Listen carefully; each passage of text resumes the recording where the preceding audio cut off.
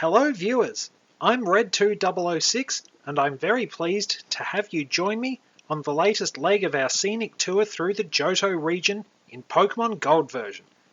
As a quick recap on our last day's adventuring, I defeated a swarm of insects at the Azalea Town gym, leading up to the battle with Bugsy, which went pretty easily thanks to Ruby.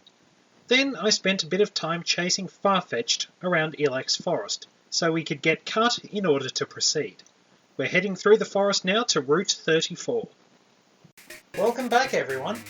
I stopped back in Azalea Town to do a couple of errands. I picked up the fast ball I left with Kurt, and if we come here, we can talk to these guys and get charcoal. It powers up fire-type moves in the same way that the Miracle Seed does, but it has a major advantage in that if you don't want it, you can sell it. It's practically as good as a nugget. So I'm going to do that, keep our reserves well stocked and pick up a few more repels along the way. If you're really eager to use it, hold on to it. And see, after restocking, I've practically doubled my money. Grab a few super potions.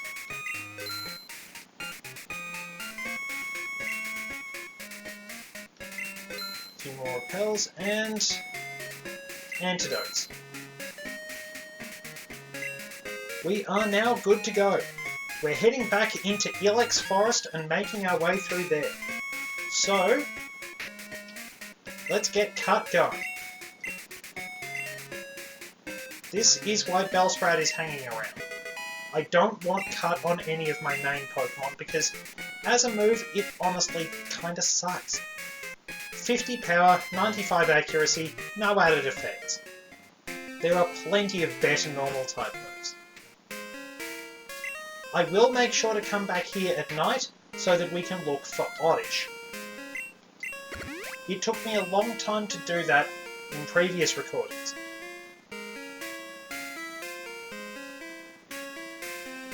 Head up and cut this bush and you'll see that little shrine. It is a shrine to Celebi, the protector of this forest. In the Virtual Console release of Crystal, there is an event involving Celebi and the GS Ball.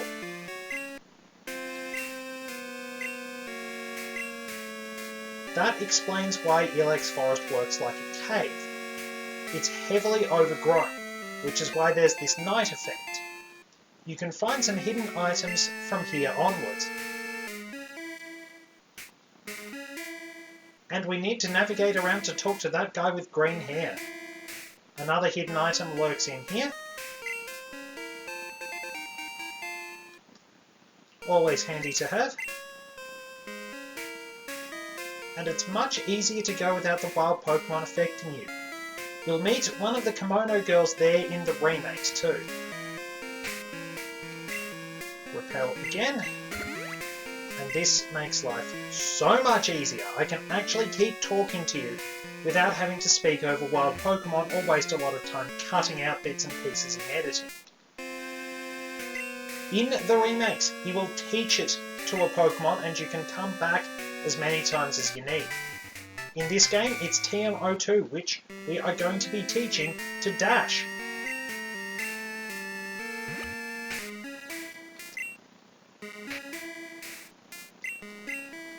This will be the strongest move he gets for a fair while. He can learn Slam, but as I mentioned in Bellsprout's profile, Slam sucks. 80 power, which is good but not great, and a really mediocre 75 accuracy. That's basically the same as Iron Tail for 20 less power. It's really not worth using. But for now, let's try headbutting some trees and see what we find. We'll probably run across a lot of Caterpies if we do find things. Or we're going to find Execute. Okay. Did not expect that. I'm not going to use Dash because he'll probably knock it out in one shot.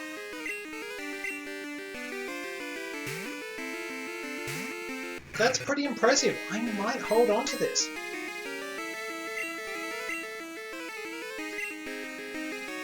mean, I do have a Psychic type in mind, if I'm going to be honest. But I've never used Execute either. So it's something for consideration.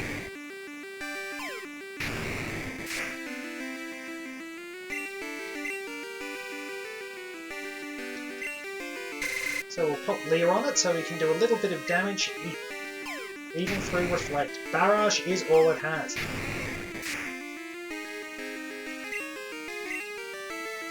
Might have Hypnosis, I'm not sure. Looks like it only has Barrage and Reflect, but if you turn up at night, some Pokemon will actually be asleep.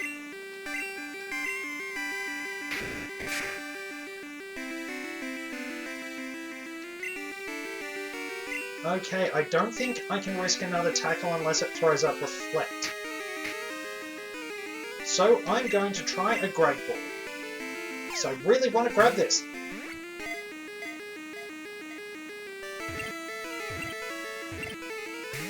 Oh.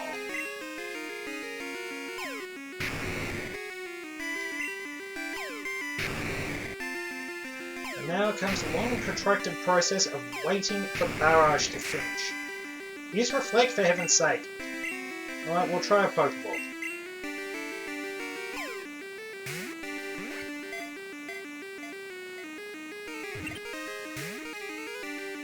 Okay. Reflect, thank you. I can chip it down a little bit more.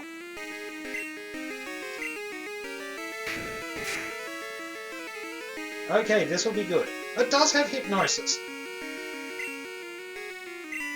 Must have been just very single-minded.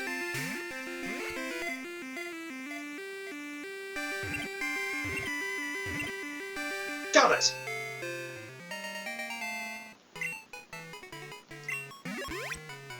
You know, they actually had to crack down on an illegal trade in Execute. People were caught poaching eggs. I'm not sorry. Execute, the egg Pokemon. The shell is very durable. Even if it cracks, it can survive without spilling the contents. Interestingly, some sources speculate they're more like seeds. Their original Pokédex stated they were often mistaken for eggs.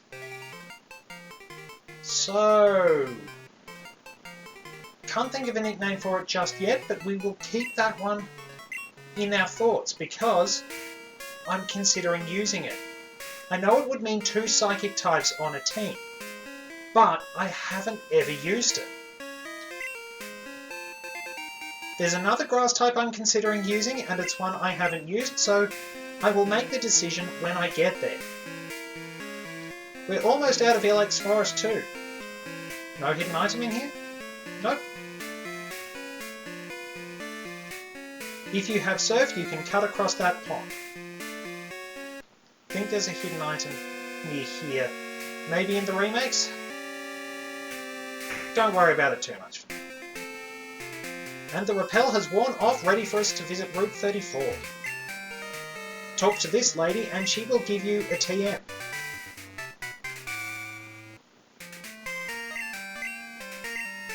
It's sort of useful, means you can draw Pokemon to you, and it lowers evasion in battle.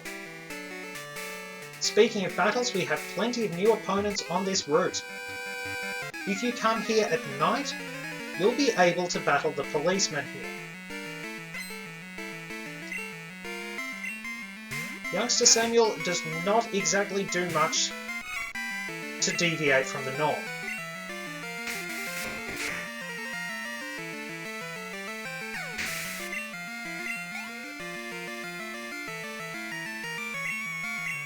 Sanctuary is at least different. But I don't think Dash will have a problem with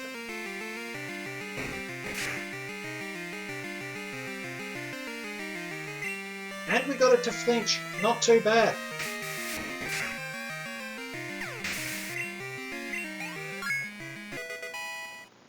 There we are. And I'm not going to teach him Fury Swipes because I have much more reliable moves. Headbutt is as strong, essentially as strong as 4 hits from Fury Swipes. Swift is slightly higher than 3. Sorry, I'm slightly tripping over my tongue a bit here.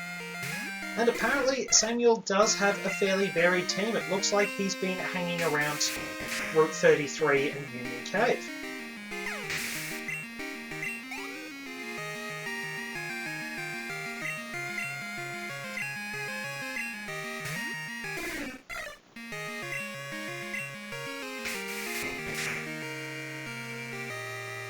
And there we go. Another one down. I'll keep Dash out until he gets to level 19, then switch over to Torture.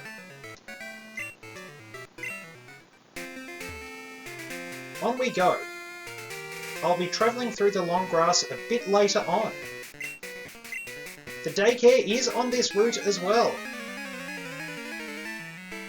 While you can get Pokemon to level up in the daycare and learn new moves, as long as you reorder the moves you can get rid of ones you don't need, it's still no substitute for the experience and stat boosts you gain from battling other Pokemon.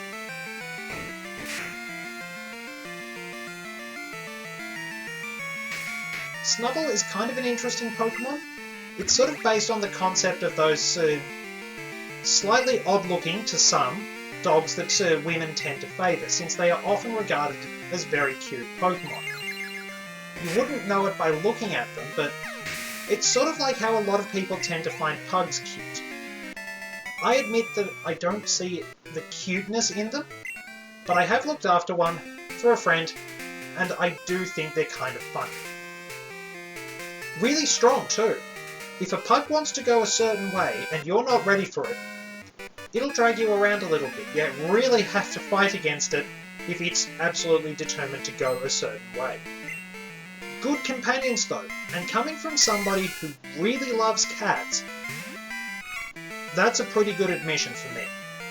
I don't exactly hate dogs, unless they're these noxious yappy little ones, since I lived next door to one that had a bad habit of keeping me up at night for a long time. If they're friendly and they're well raised, then a dog can be very good, just as a cat can be. I mean, I'm used to cats, so I'm pretty biased in that regard. So we've seen Diglett for the first time as well. You won't catch that until much later in the game, which is kind of sad. They're very fragile, but decently fast. I'm saving the trainer through there for Torture to battle. That policeman is the guy you can battle only at night. And then there's this last opponent.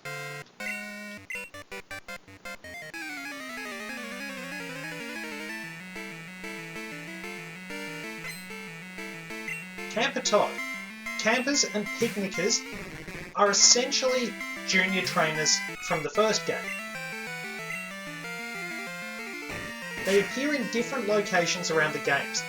Sometimes, well, even on mountains, different locations that you actually might associate with scout trips along the way. They are sort of scouts and guides in a sense.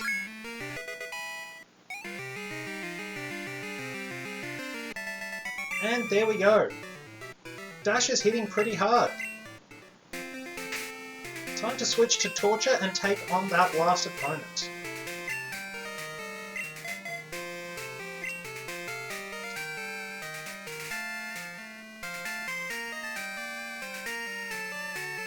Won't be too much trouble for him. This should be something new.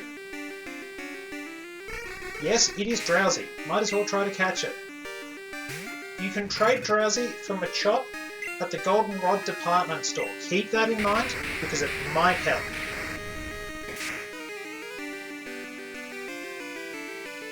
If you're not going to use Abra, Drowsy is an acceptable substitute. It has pretty good special defense, but as far as power goes, it seems a little more physically focused.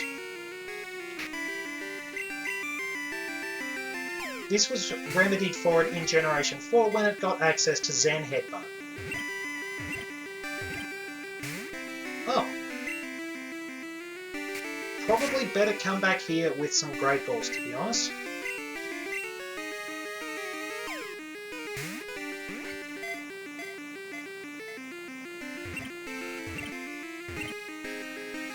Ah, there we go.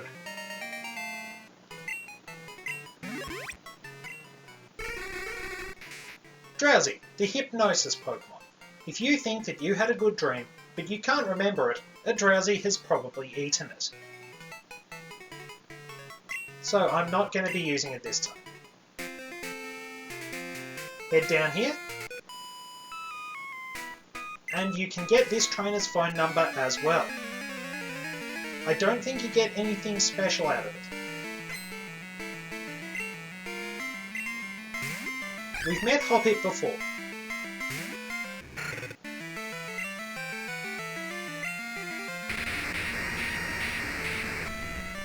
Same deal, gonna go down to a good fire attack.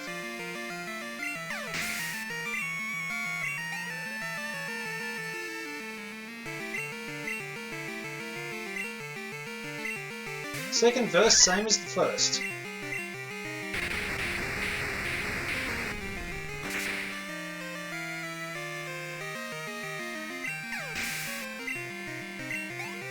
So close, but we'll get there with the next Pokemon. This is the spotlight I've been saving up for this episode. Meet Bulbasaur.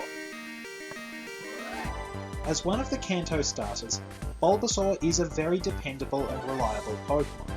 It does have the major issue of a poor move pool, an issue which admittedly confronts pretty much every grass-type Pokemon in the first two generations, but despite that it can overcome it with its very solid base stats and potent support moves like Poison Powder and Sleep Powder.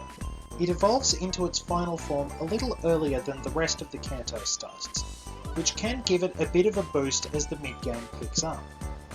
In terms of stats, it's probably the best balanced of the Kanto starters. Its stats aren't horrible, but they don't really stand out a lot either. Nonetheless, it makes Venusaur very dependable in a casual way. Bulbasaur's distinct design is very unusual. Nobody's entirely sure what it is, and its Japanese name actually translates roughly to "isn't it strange" or "isn't it mysterious." Maybe a bit of a mix and match, but nonetheless, Bulbasaur is a Pokemon you really can't go wrong with, and plenty of people who played Red and Blue version would agree with me. And unfortunately, it's going to take a hit like the other two. A critical hit, no less.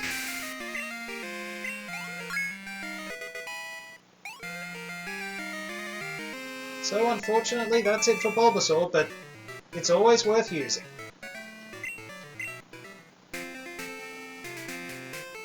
Now, it's time to search for a certain Pokemon. But I'm going to do that in the next episode. I'll heal my team, take you on a tour around Goldenrod City, and then we'll wrap things up by searching for Pokemon. Thank you very much for joining me, and I'll see you in the next installment of our scenic tour through the Johto region.